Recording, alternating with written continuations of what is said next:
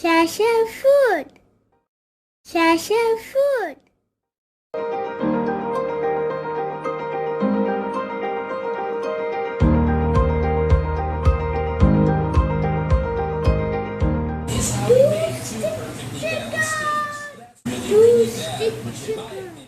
அனைவரும் நலம் பெற வாழ்த்துக்களோடு ஆரம்பம் செய்வோம். Crispy tasty easy method chicken fry. சுலபமாகவும் சுவையாகவும் செய்யக்கூடிய மொறுமொறு கோழி வறுவல் எப்படி செய்வது பார்க்கலாம்.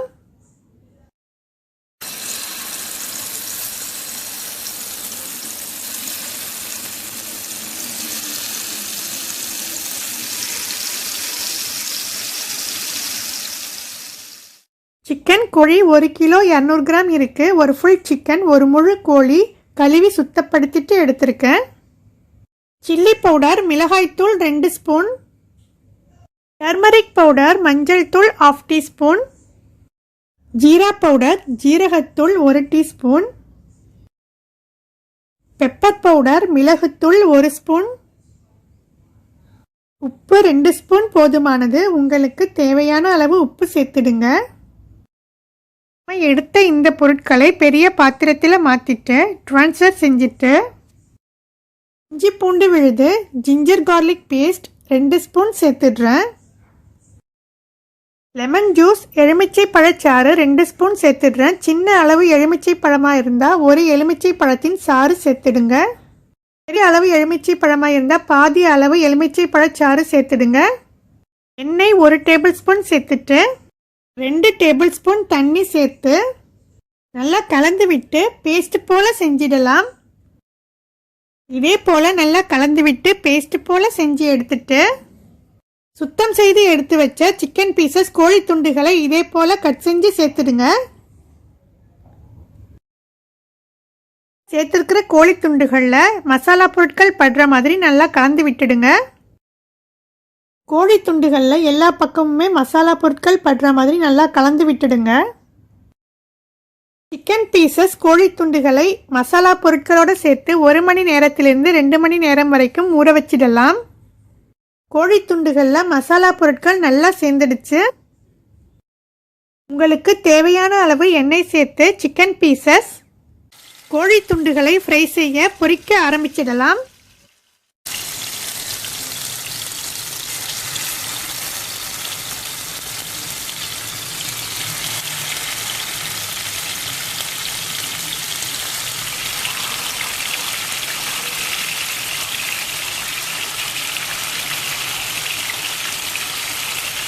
கோழி துண்டுகள் ஒரு பக்கம் நல்லா வெந்து பொரிஞ்சதும் இதே போல் எல்லா பக்கமுமே திருப்பி விட்டு எல்லா பக்கமும் நல்லா வேக வச்சு ஃப்ரை செஞ்சு எடுத்துடுங்க. சிக்கன் ஃப்ரை கோழி வறுவலுக்கு எப்போதுமே நான் கொஞ்சமாக தாங்க எண்ணெய் சேர்ப்பேன்.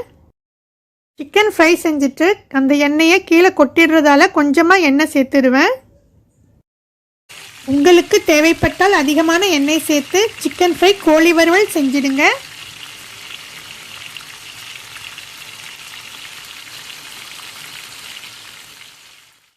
இதே போல் கொஞ்சமாக எண்ணெய் சேர்த்து சிக்கன் ஃப்ரை பொரிக்கணும்னு நினைக்கிறவங்க இதே போல் எல்லா பக்கமும் நல்லா சுற்றி விட்டு வேக வச்சு சிக்கன் ஃப்ரை நல்லா பொரிஞ்சதும் எடுத்துடுங்க.